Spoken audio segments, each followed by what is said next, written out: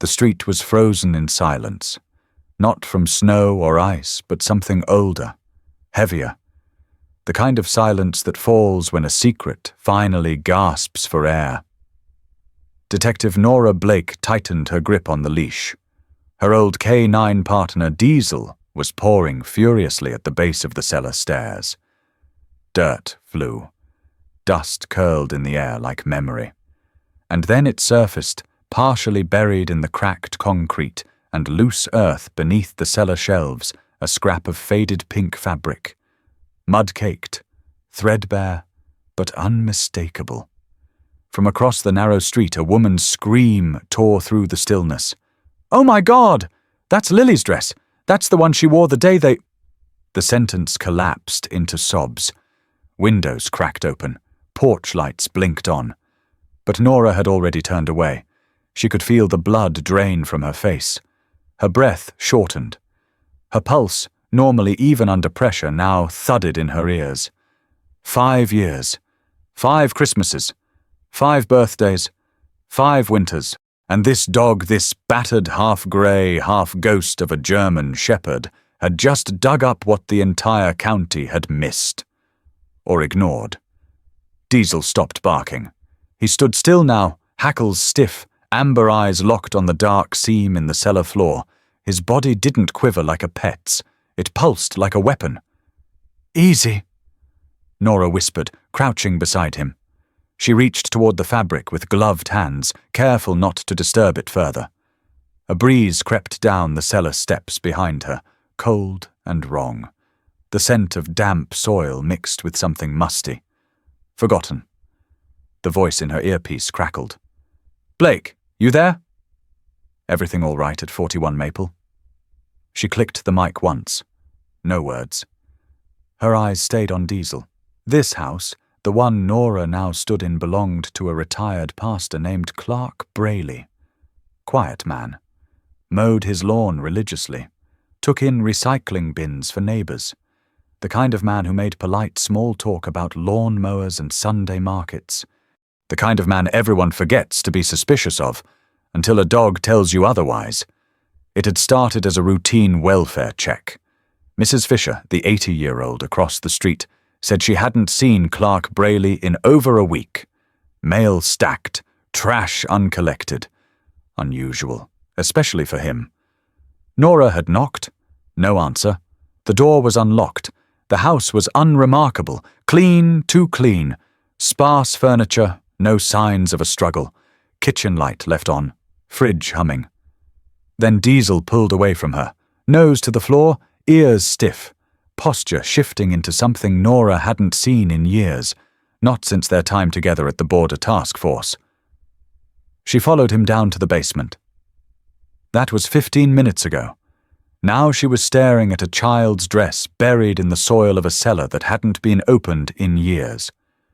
Or so everyone thought. Diesel backed up a few paces, then circled the far wall, nose low, tail still. He paused at a rusted metal rack holding dusty mason jars and old tools. Then, without hesitation, he sat. Not bark, not whine. Saturday, it was the signal. Target found. Nora moved quickly, her knees cracking as she stood. She tapped the earpiece again. "Dispatch, this is Blake.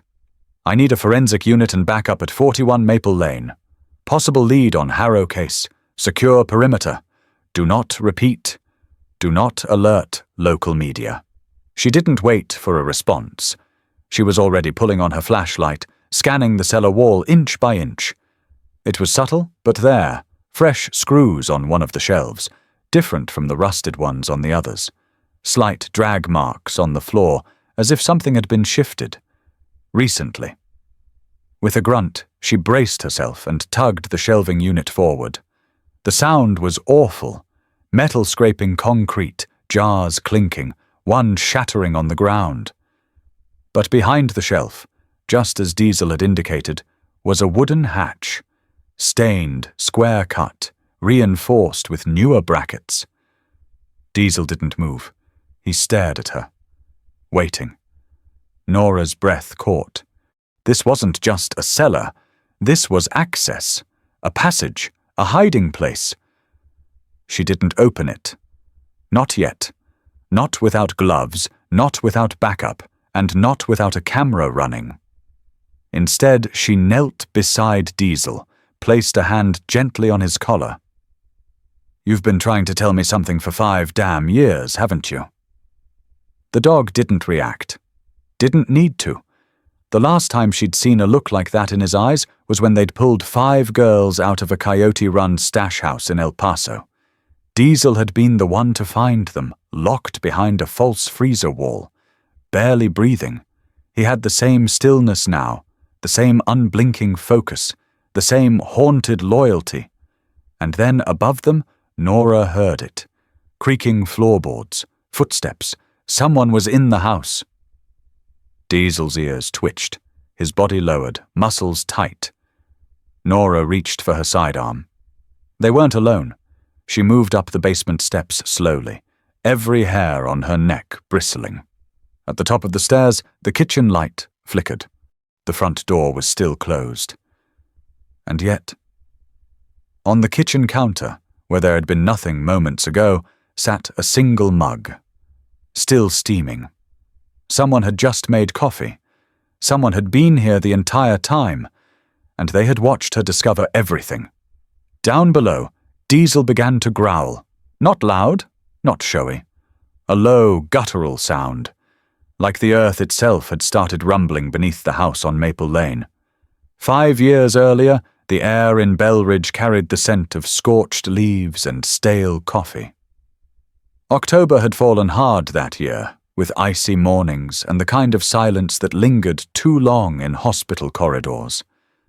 Detective Nora Blake hadn't cried at her daughter's funeral, not when she chose the casket, not when they played Claire de Lune because Eliza once said it reminded her of rain on a tin roof, not even when the Reverend mispronounced her name.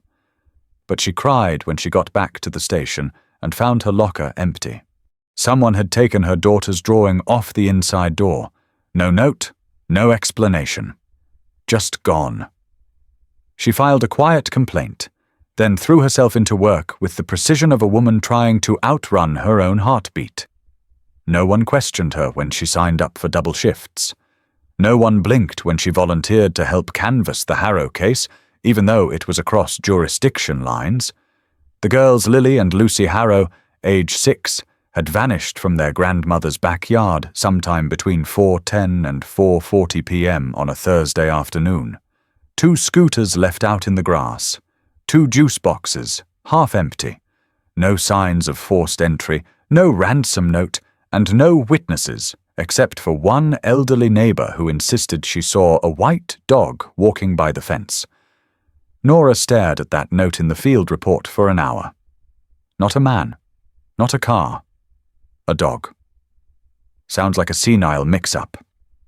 Captain Jensen had muttered when Nora brought it up. The old bat probably saw her own porch dog and imagined the rest. Nora disagreed. But no one cared. Not then.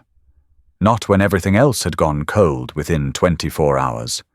When the local PD officially declared it a runaway with possible custodial involvement, Nora walked out of the meeting without a word. And that night, for the first time since her daughter's accident, she took a walk through the woods behind her house with a flashlight and a printed photo of 2 smiling girls taped to her coat. She walked until morning. No plan, no GPS, just instinct and guilt. On the 3rd night of walking, she heard the barking. Sharp, controlled, no panic, no play. She followed it to the edge of a chain-link fence behind the Belridge K9 Rehabilitation Center. Diesel had been there for 6 weeks. The report said he'd failed rehoming attempts after a tour with the Border Patrol near Laredo. 1 handler dead, 1 discharged, and Diesel had attacked a 3rd during a training misfire. He was considered unadoptable, high drive, high stress, 0 tolerance, but Nora knelt near the fence, looked him straight in the eyes and whispered, "You miss your person too, don't you?" Diesel didn't growl, didn't retreat. He sat.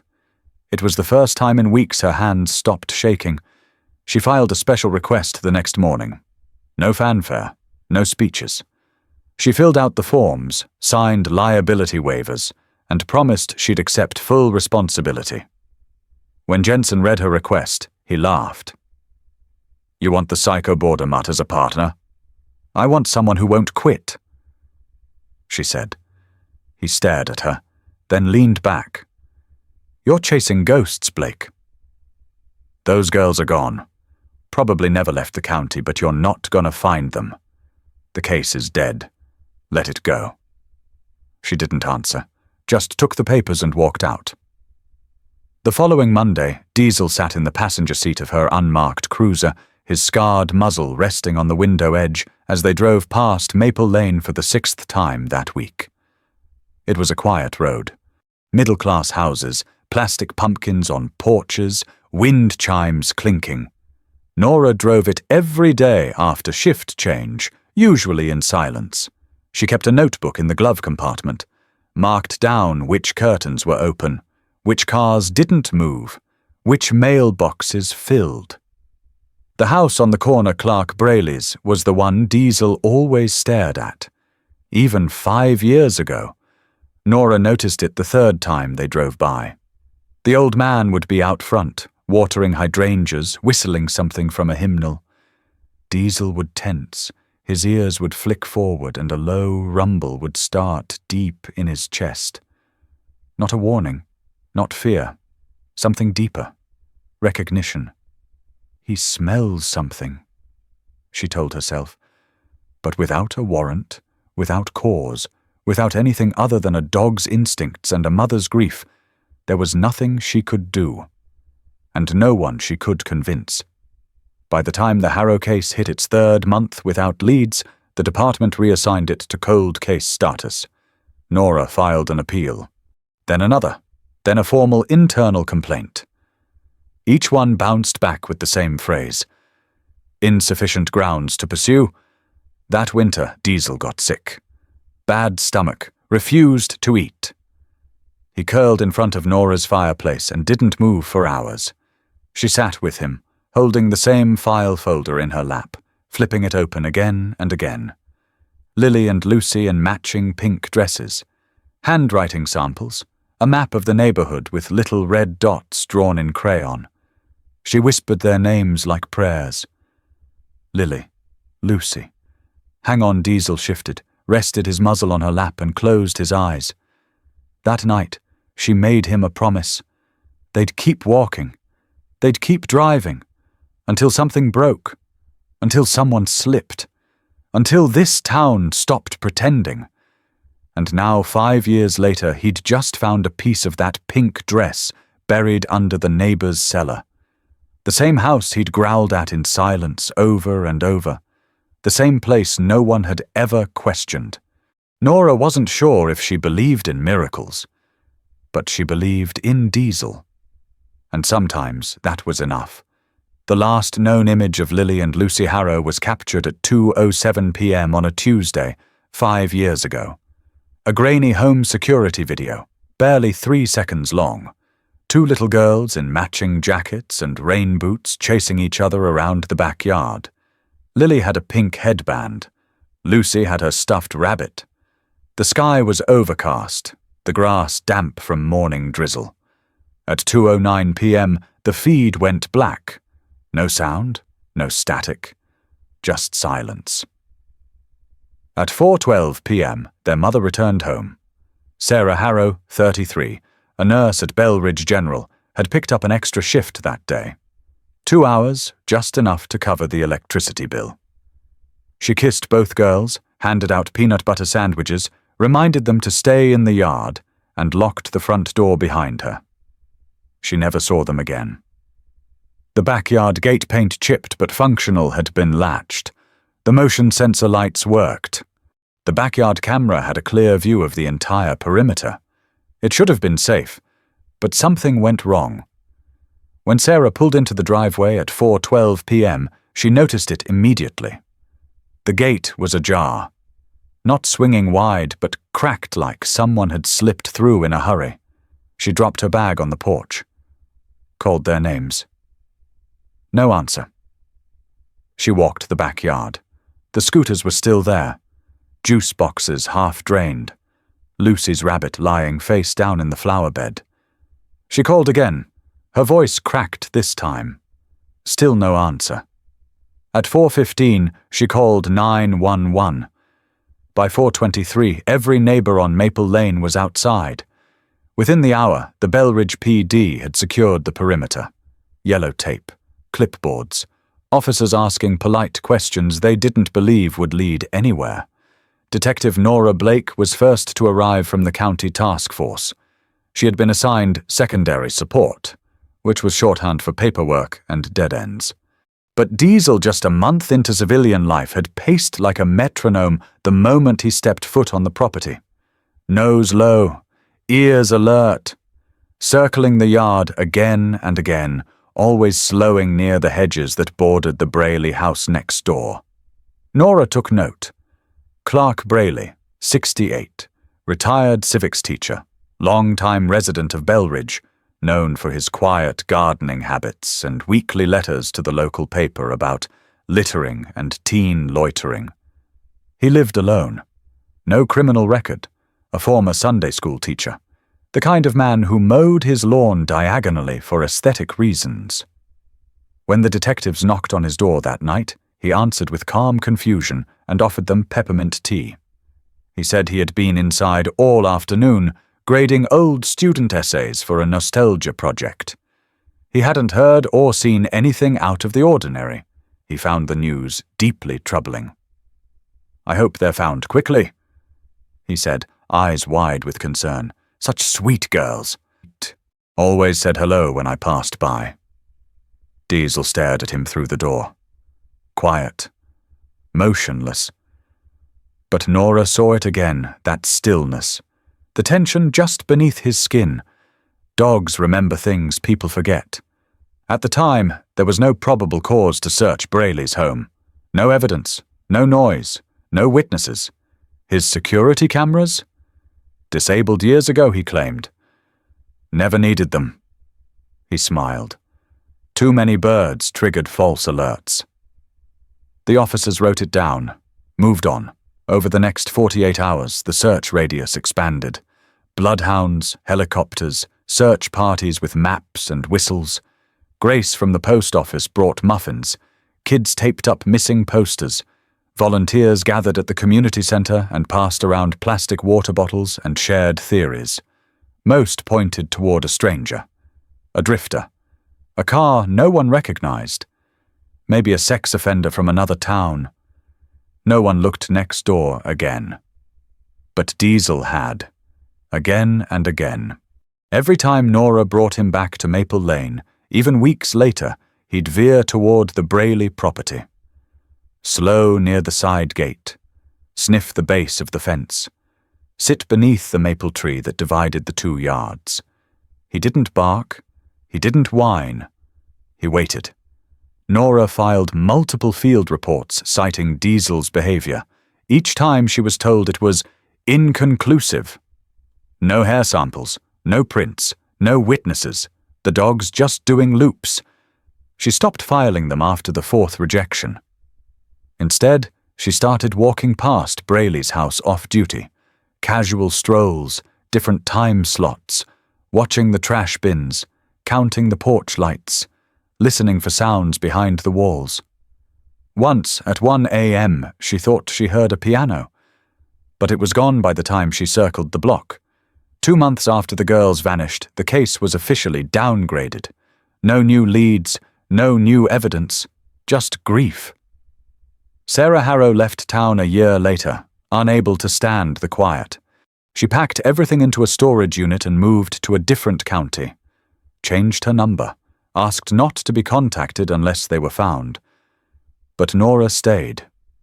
And Diesel stayed with her. Together they kept walking Maple Lane. Now, 5 years later, in the same cellar where Brayley once claimed he stored only old gardening supplies and rusted tools, Diesel had locked in. Again. Only this time, he wasn't sniffing around. He was digging, and he had unearthed a piece of Lily's dress preserved beneath layers of earth and rot, buried under the floorboards. Clark Braley hadn't moved out, hadn't vanished. He had just waited for everyone else to stop looking. Only Diesel hadn't, and neither had Nora. The cellar smelled like old metal and wet cardboard, the kind of scent that clung to basements where time got stuck. But beneath it all was something else fainter, sharper, rot softened by bleach, like someone trying to clean guilt. Diesel had locked onto it the moment Nora shifted the shelving unit. His body stiffened, nostrils flared. Then he lunged. He dug hard, claws raking into the thin concrete layer where the floor met the wall. Nora stepped back as chips of cement flew up. She'd seen him like this before once in El Paso, when he'd uncovered a tunnel that led under 3 safe houses. He wasn't just reacting. He was certain. "Easy, boy," she murmured, but there was no stopping him. Within seconds, he exposed the edge of a wooden panel, thin and worn, hidden beneath a dust-coated vinyl mat. The panel didn't match the rest of the flooring. Newer wood, fresh sealant, reinforced bolts. Nora crouched beside him, pulled out her pocket knife, and wedged it under the seam. The blade caught. She leaned into it, knees crackling under her weight. The wood creaked, then popped. A stale gust of air rushed up, cold and wrong. Beneath the panel was a hole, a crawl space. Diesel dipped his head low and let out a guttural whine that sent a shiver up her spine.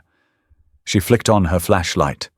The beam cut into a narrow tunnel, about 3 feet high, reinforced with plywood and concrete blocks. It stretched into darkness deep and tight. Someone had carved it deliberately, methodically. And recently. Nora swore under her breath. She knew what this was. A passage, an escape, a hiding place. She reached for her radio. Paused. No warrant, no probable cause, no approval. She wasn't even supposed to be in this house. The smart thing to do would be to close it, call for backup, and wait. But she didn't. She looked at Diesel. He stared into the hole, ears forward, chest tight with restraint. "Yeah," she whispered. "I feel it too." She pulled out her phone, snapped a quick photo, and sent it directly to Captain Jensen. Then she texted, "Found something. Immediate. Tunnel. Maple Lane." The reply came within seconds. "Do not go further. Step away. Wait for warrant." And then, "You're already on thin ice, Blake. Back off." Nora pocketed the phone. Then she unclipped Diesel's leash. "You first," she said. The German shepherd didn't hesitate. He lowered himself and disappeared into the tunnel, his hind legs pushing off with smooth control. Nora followed, stomach down, elbows dragging, flashlight clamped in one hand, the other guiding her forward. The air was tighter here, claustrophobic. The wood above her creaked with each movement. It smelled like mold and old breath. Diesel's tail flicked ahead of her, steady, calm, controlled. They crawled for 20 feet before the tunnel widened into a small chamber. And that's when she saw it. Child-sized mattresses on the floor, blankets folded in neat stacks, a lantern, half a crayon, a calendar taped to the wall, X's marking days in red ink, a small bookshelf homemade lined with children's books and religious pamphlets. Diesel stood frozen in the middle of the room, nose twitching. Nora scanned quickly. No people, no motion, but signs of life everywhere. Someone had been here, and not long ago. She raised her flashlight again. There, on the far wall, was another tunnel. Smaller, rougher, built for someone smaller than her. Her chest tightened. This was a system. Not a bunker, not a shelter, a network, designed to hold, designed to hide. She turned back toward Diesel. He was at the edge of the second tunnel, low to the ground, sniffing. Then he let out a short bark. Not loud, but sharp. A signal. Movement. Scent. Something recent. She didn't hear Jensen come through the radio again. but she could feel his voice echoing in her head. "You're already on thin ice." She took a breath, pulled her phone again, hit record. "This is Detective Nora Blake, timestamp 1842, reporting unauthorized entry into a concealed tunnel network located beneath 41 Maple Lane. Active signs of recent habitation, possibly related to the Harrow twins' disappearance. Proceeding for documentation and preservation." She paused the recording. Then she said, "Let them suspend me." Diesel huffed softly. They returned the way they came, carefully. She snapped photos, floor prints, scribbled notes on her arm. Every instinct screamed that someone was watching, that someone had used this very tunnel within the last 24 hours. Back in the cellar, Nora placed the wood panel back, but didn't secure it. Let them see she found it. When she stepped outside into the dusk, the neighborhood was quiet. Mrs. Fisher across the street was watering her petunias like nothing had changed. Clark Braley's house was dark, no porch light, no rustling curtains. But something in the air had shifted. Diesel stood by the cruiser, staring back at the house. Behind the glass window on the second floor, Nora saw the faintest flicker of movement. Not much, just enough. She opened the door, Diesel jumped in, and she slid into the driver's seat. Her phone buzzed again. This time it was a voicemail, from Jensen. His voice was clipped, controlled. "You do not enter another property without clearance, Blake. I don't care if your dog finds the Holy Grail, you're not a cop anymore if you can't follow rules." She let the message play out, then deleted it. Diesel leaned against the window, ears perked. They both knew what rules had cost them before. This time, they weren't backing off. The air was thicker down here, heavier, not from lack of oxygen, but from history. It felt like stepping into a memory that had never wanted to be remembered. Nora crouched low, flashlight sweeping slowly over the walls. Diesel stayed close, his steps silent, his eyes alert. The tunnel had narrowed after the first chamber, and now it opened into something wider, something stranger. At first glance it looked like a basement classroom, but not the cheerful kind you'd find in a homeschooler's playroom or a church Sunday school. This one was functional, precise, intentional. 2 metal bunk beds pushed against the far wall, sheets hospital tucked.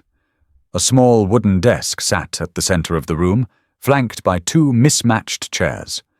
A battery-powered lamp gave off a low yellow glow, illuminating a row of neatly arranged textbooks, math, reading comprehension, spelling. All 2nd and 3rd grade level. A whiteboard was mounted crookedly on the wall, its surface smeared but still legible. Today's date was written at the top in red marker, alongside 3 phrases: vocabulary, obedience. Lesson, trust Papa C. Review, the world outside is sick. Nora stared at the handwriting. It was too precise for a child, capital letters too sharp.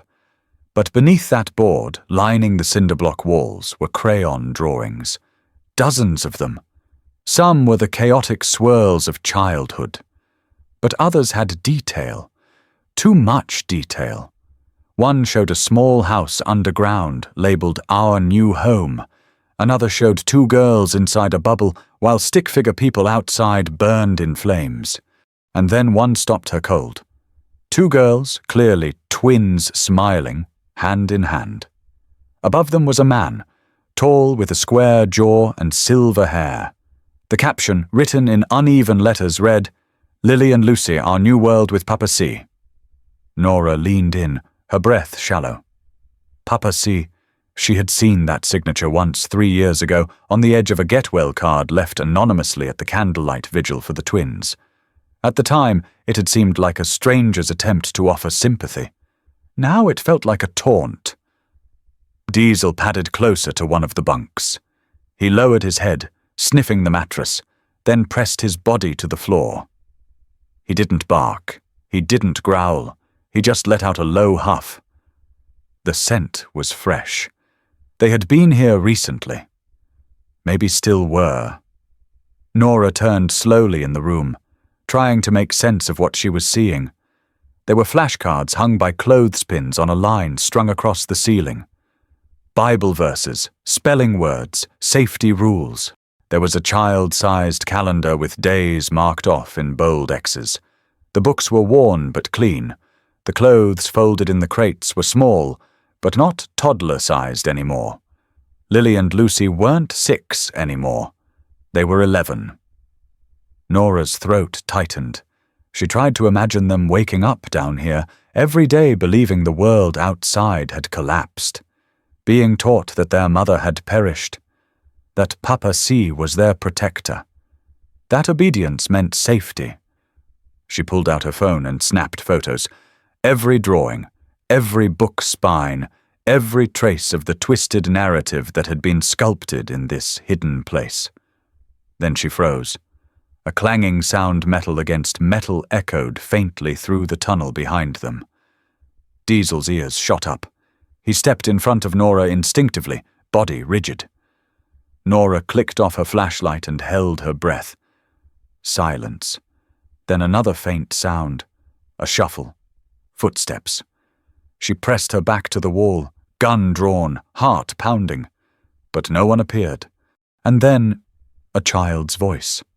Faint, echoing through the vent pipe overhead. Singing. A lullaby. Off-key. Sweet. The kind of song a child hums to herself when she believes she's alone. Nora lowered the gun. Diesel looked up at the ceiling, tail flicking once. They weren't alone in this network. The classroom was just one chamber. There were more. She opened her phone again and checked the signal none. No call could go through. No texts would send. They were too deep. She knelt beside Diesel, whispering, "Track." The dog didn't move right away. He sniffed the air, then turned slowly, heading toward the narrow hallway to their left, a second tunnel, barely wide enough for Nora to walk straight through. Before following, she turned back to the wall of drawings. Papa C over and over, same smile, same eyes. It wasn't hard to match the face to a name now. Clark Brayley, the quiet man who wrote editorials about litter and morality. The same man who stood calmly outside with a watering can 5 years ago, offering comfort to a devastated mother. He had been there the whole time, 12 feet underground, shaping their world, rewriting their truth, teaching them to forget who they really were. Nora pressed her palm to the wall, where 2 tiny handprints in orange paint had been stamped. Then she turned and followed Diesel deeper into the dark. The scent of wild mint clung to the wind as Nora stepped outside the farmhouse, the air still heavy with the weight of what she and Diesel had uncovered below. The sun had begun its descent behind the tree line, casting long shadows across the Whitley property. But she wasn't going home. Not yet. Her SUV rolled quietly into the next driveway over, a small, neatly kept home with white siding and green shutters. Flower beds still bloomed with late summer perennials, trimmed with a precision that betrayed a disciplined, almost compulsive hand. The mailbox read, C. Brayley. She sat in the driver's seat for a long beat. Diesel let out a soft whine, his nose pressed against the glass. "I know," she murmured. "We've seen this house before." Actually, they'd seen the man who lived inside, Clark Brayley. A quiet neighbor, always polite. He waved when he watered his azaleas, brought pies to town hall events, offered to lead prayer circles when a child went missing years ago. Just present enough. And now, thanks to a grainy photo found inside a child's underground prison, he was something else entirely. Nora pulled up his record. Nothing on paper screamed danger, no arrests, no restraining orders, no official ties to any cults or off-grid movements. But something else caught her eye. Former pastor.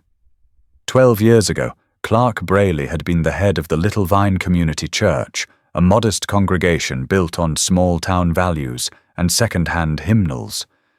He had resigned suddenly after a financial audit raised red flags around misused charitable funds. No charges were ever filed.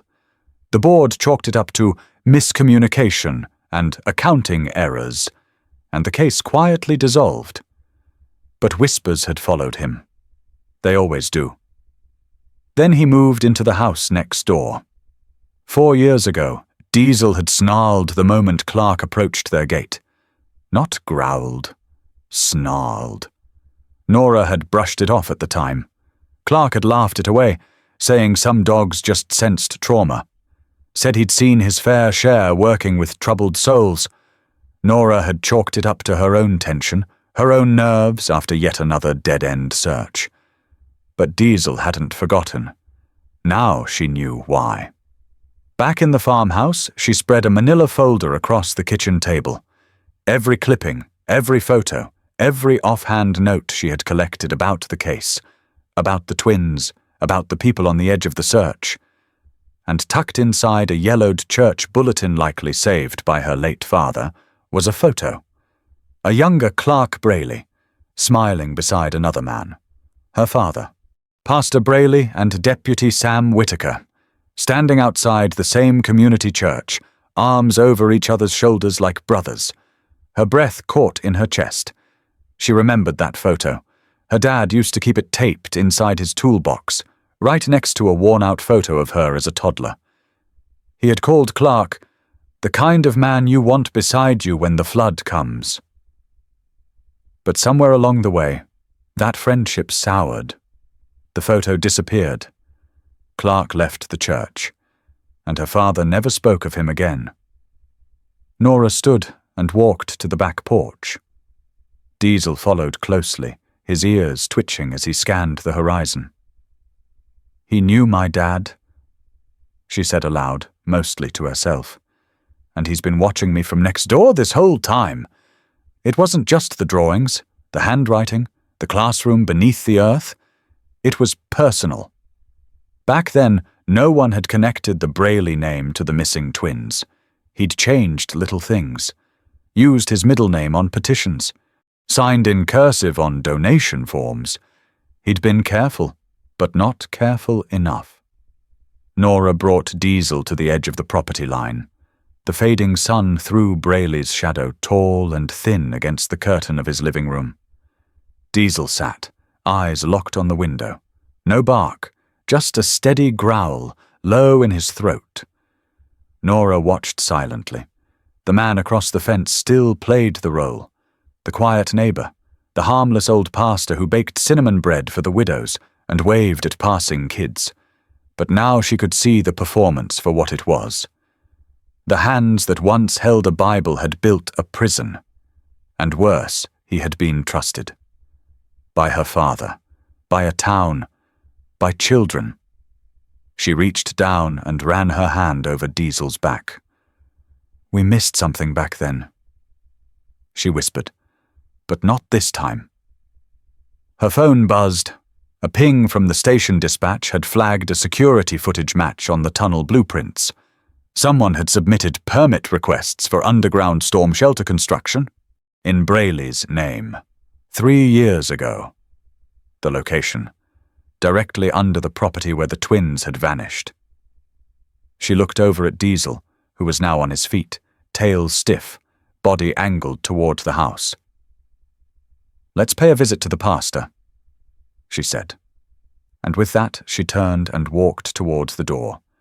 The air was tighter underground, stale, sour, like breath trapped too long in a mouth that never spoke truth. Nora crouched low, following Diesel down the narrow, dirt-packed tunnel beneath the Braley home. Her flashlight cut thin arcs of light against the damp stone walls. Diesel's body was tense, low to the ground, his nose twitching, tail rigid. They had found the hatch under Braley's laundry room, beneath a loose tile, concealed with a layer of plastic bins filled with old hymnals and mouldy cookbooks.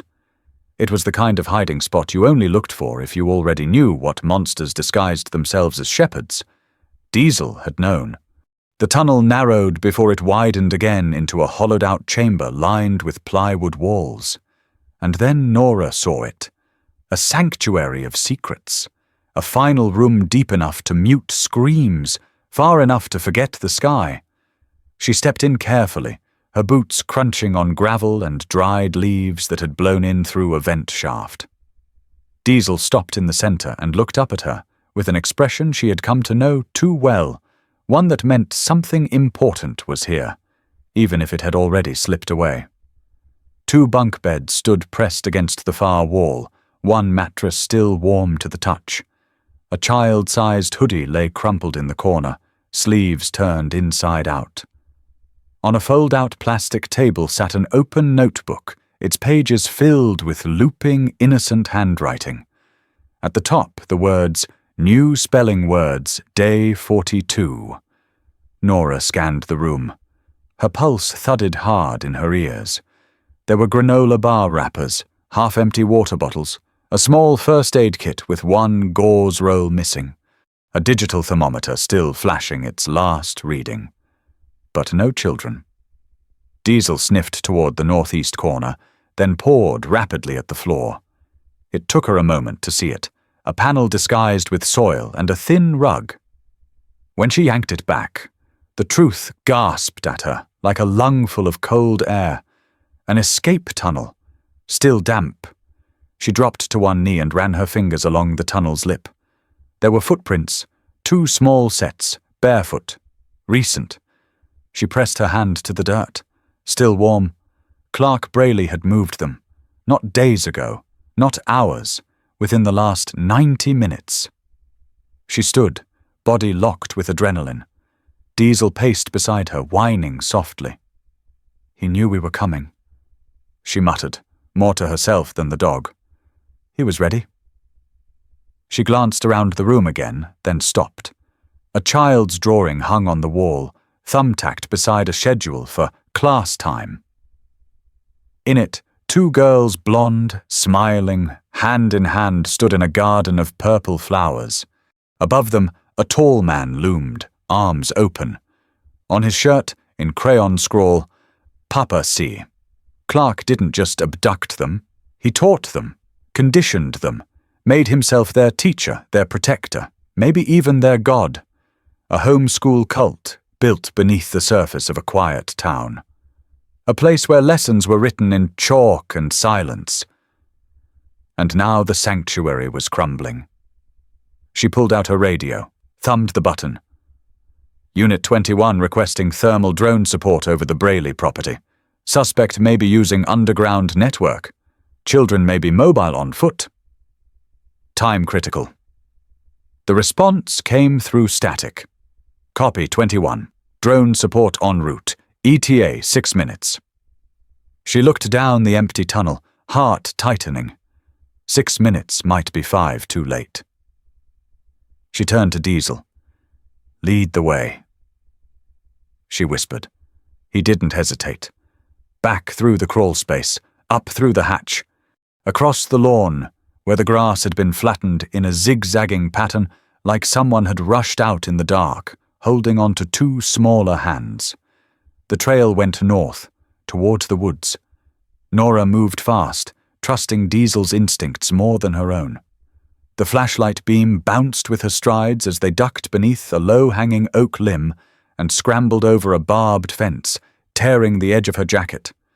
Up ahead, a narrow path led into thick brush. And then, Diesel froze.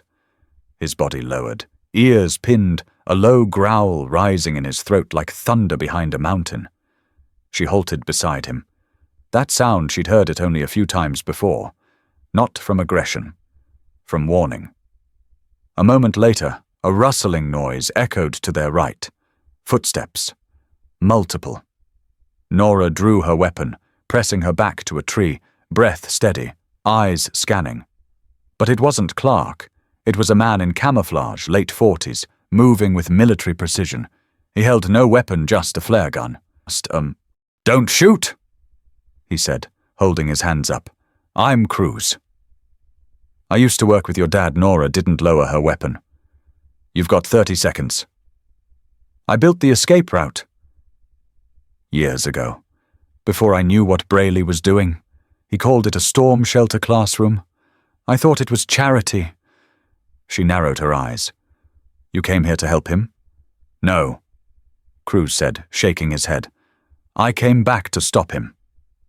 Nora's finger tightened on the trigger, and Diesel took a step forward, sniffed the air. Then, with one firm bark, he turned not at Cruz but toward the distant hill behind them. That's when Nora understood. Clark wasn't running alone. He had help. And this wasn't over. Not even close. The forest didn't whisper that night, it roared. A cold front had slammed into the Appalachians like a fist, and the trees above bent with the fury of it. The rain came sideways, stinging skin, drowning sound, turning every dirt trail into sludge. But Diesel didn't waver. His coat was soaked through, his paws sliced raw by jagged roots and slick stone. But he moved with singular focus. Nora followed closely behind him, the beam of her headlamp catching brief glints of tracks in the mud-tiny, bare feet ahead of Clark's heavier boot prints. The two girls weren't carried. They were walking, willingly, and that terrified her more than anything. He's gotten into their heads. She muttered through clenched teeth, barely audible over the wind. Behind her, Cruz struggled to keep up, limping from an old injury he refused to explain. His presence was a gamble, either a key to Clark's mindset or a liability. Time would tell. But Diesel hadn't growled at him. And Nora had learned to trust Diesel over just about anyone. According to Cruz, Clark had once spoken obsessively about safe zones, places where the world couldn't touch his chosen few, places untainted by the rot of modern man. One of them, he said, was a stretch of flood-prone lowlands deep inside the national forest, where old trails went unloved and unpatrolled. The place locals avoided. The place Clark had always called the Basin of Renewal. They reached the old fire road just as it washed out. A rusted sign leaned sideways in the mud. Flood risk zone. Do not enter in heavy rain. Diesel paused, sniffed the wind, then took a hard left into the woods off trail, almost vertical. Nora didn't question him. The climb took 20 minutes, their hands clawing at wet roots, their breath steaming in the cold. Finally, Diesel halted beneath a split cedar. Nora slid beside him, gasping. That's when she saw it. Through the trees, dim lantern light flickered. Tarps strung between trunks, a crude fence of sharpened branches, and inside, a shacker patchwork of reclaimed plywood, corrugated metal, and rain-soaked blankets nailed into place. It was a camp, a belief system built from paranoia and twine. She raised her binoculars. Clark sat by a fire, hunched, shirtless, his arms painted with what looked like ash and clay symbols. The two girls were wrapped in blankets beside him, their faces calm, too calm. One of them held a weathered Bible. The other clutched a tin can as if it were a relic. They weren't afraid. They looked saved. And that's when it hit her. This wasn't an abduction anymore. It was a crusade. He's not planning to run. Cruz whispered behind her. He wants to be found. Nora's jaw tightened. Why? To convert you. Or to martyr himself trying. Diesel growled low, just once. Nora pulled her weapon slowly, eyes still locked on the camp. Then we don't give him a stage. They circled around the bluff to a low access path behind the fence. Diesel moved ahead, slipping under branches like smoke. He stopped only once, right before they reached the camp's edge. His ears twitched, his body stiffened. Something had changed. Then they heard it. Clark's voice. Preaching. The flood cleanses all.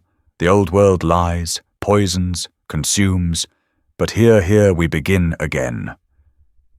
Nora crept closer, her boots sinking into wet earth. She peered between two rotted planks. Clark was standing now, holding the Bible high. His voice trembled not with fear, but with zeal. The woman with the badge will come. She will threaten us, because she does not understand. But I tell you, do not fear her. Fear the world that made her. One of the girls raised her hand, innocent. Will she try to take us? Clark knelt. Yes, child. But she has not seen the truth yet. Tonight we show her that's when Diesel lunged. No bark, no warning, just blur and motion. He crashed through the tarp wall like a bullet, knocking Clark back into the mud. Nora was behind him in seconds, weapon trained, voice steady. Federal agent. Step back and keep your hands where I can see them. Clark didn't move. He lay on his back, staring up at the storm-swollen sky, his lips moving in silent prayer. The girls shrieked but didn't run. Diesel stood between them and Clark, teeth bared but not snapping, just holding space. Nora cuffed Clark as crews rushed in, wrapping the girls in dry jackets. And for the first time, Clark spoke to her directly. You think you've won, he said calmly. No, Nora replied. I think they just got their lives back. Clark smiled, bloody and serene. Then may the flood take us both. And right then, a low cracking sound echoed from the hill above. The earth was shifting. The storm had soaked through every layer. And now the floodwaters were coming. The first flash of lightning split the sky like glass as Nora tightened the cuffs around Clark's wrists. His chants had dissolved into whispers, swallowed by the rising sound of rushing water beyond the tree line. The bluff was groaning beneath them, and the soaked ground no longer cared to hold itself together. Diesel stood like a sentinel between the two girls and the man who'd told them to fear everything but him. Lucy and Lily sat huddled under a tarp crews had thrown over a splintered bench. Both were shaking, but not from the cold anymore. Their eyes darted between Nora's weapon and Diesel's body still, coiled, waiting. Then Lily screamed. It wasn't a scream of pain, it was fear, pure and deep. Her arm shot out, pointing straight at Diesel. Don't let it touch us, she shouted. He said they carry it, the sickness from the old world. Lucy grabbed her sister's wrist. Stop. But Lily was already pressing herself against the plywood wall. He said they'd find us by the scent. They mark us. They bite to claim. Diesel didn't move. He simply tilted his head, one ear twitching against the howl of the wind. Cruz knelt, holding out his hands gently. He's not going to hurt you. This is Diesel. He's... No! Lily sobbed. No! He's from out there. From the poisoned cities. From the snow. Her voice broke. And that's when Lucy turned. Her face was pale, streaked with mud and rain.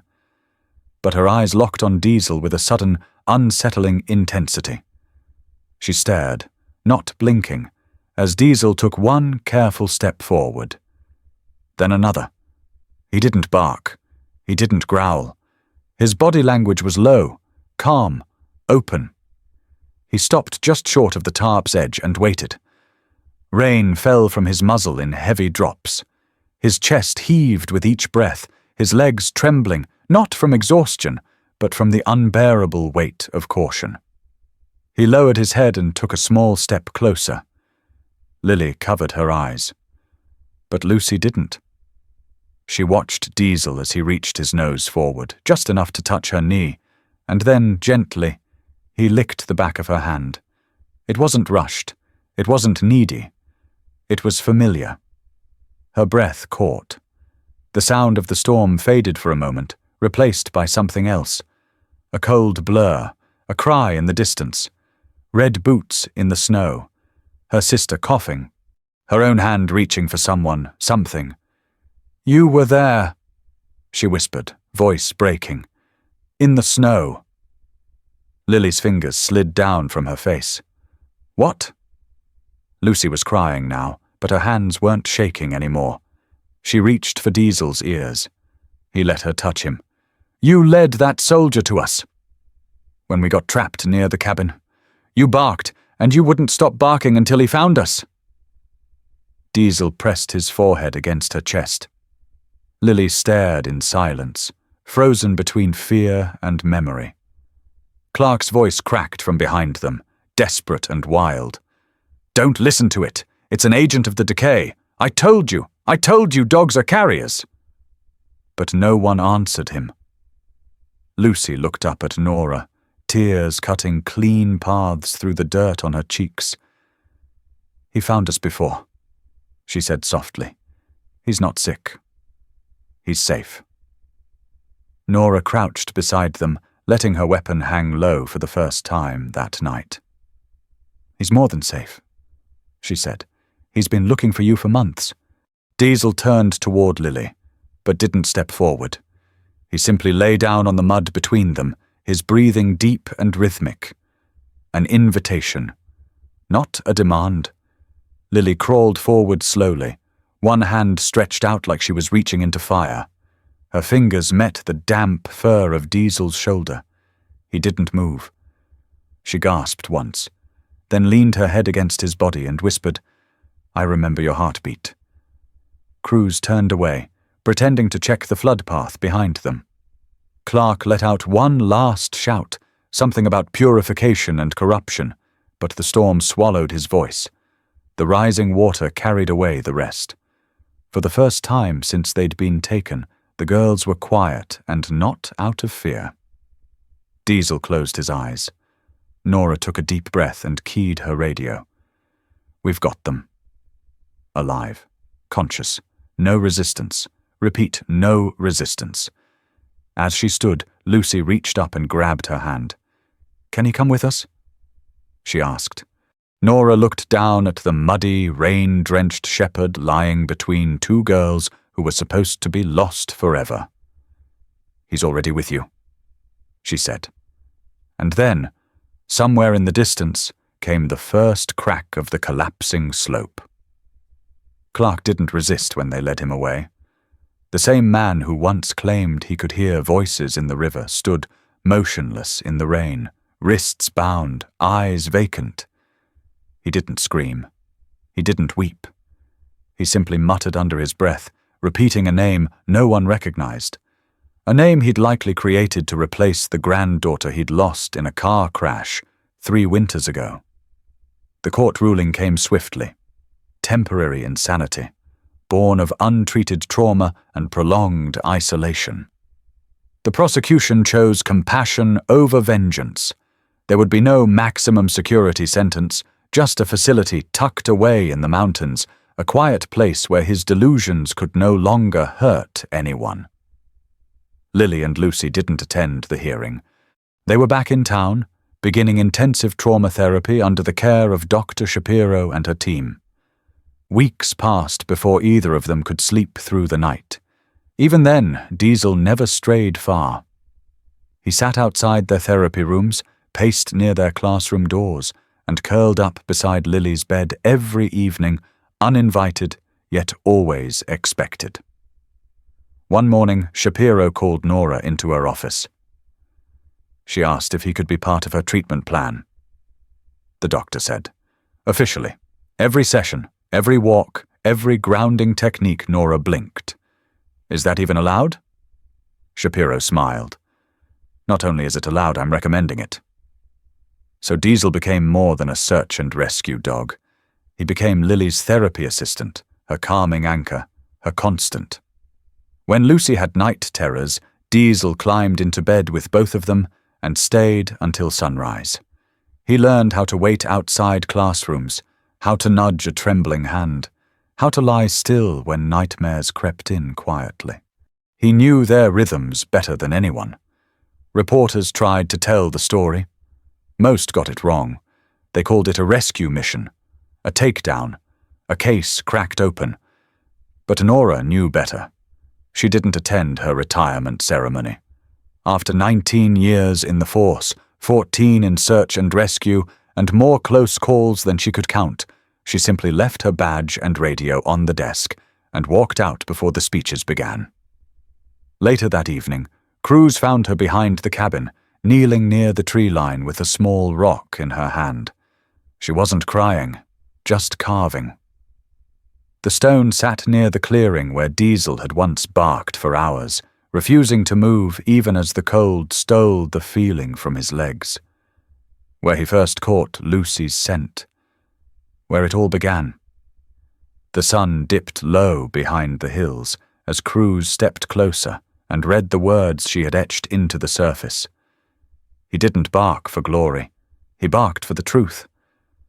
They stood in silence for a long time. Behind them, Diesel trotted up, tail swaying, a single leaf stuck to his ear. He didn't bark now either. He just sat between them, tongue out, eyes soft, like he knew they didn't need words anymore. In time, Lily began drawing again. Her first complete picture showed a dog standing beneath snow-covered trees, a blue scarf wrapped around his neck, and two small girls smiling behind him. Lucy labeled it in the corner, scrawled in crayon, "The dog who saved us." Nora placed it next to the stone, waited under a small glass jar. Diesel kept watching. He always would. If you believe in the bond between humans and working dogs, in stories that deserve to be told, and in loyal companions who never ask for medals, just trust, please support this channel. Subscribe to German Shepherd for more true stories of heroism, healing, and heart. Your share might be the reason someone remembers what a dog can do.